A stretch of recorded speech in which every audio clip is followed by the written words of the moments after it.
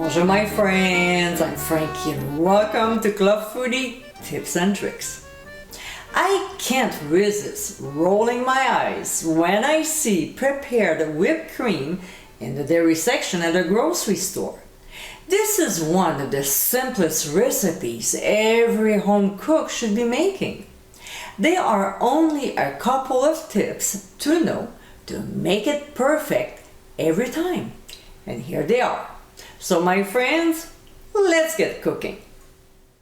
The most important thing that we need to do is to make sure that the bowl of the stand mixer is very cold and so is the whisk attachment.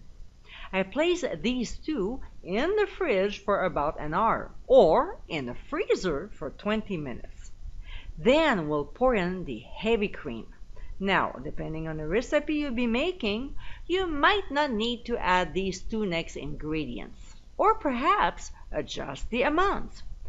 Otherwise, if you're making typical whipped cream, to this we'll add pure vanilla extract and powdered sugar, which is the right sugar to use, so there's no crunch in the whipped cream from the granulated sugar.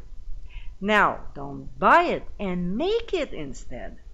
To know how, click on the top right corner of your screen.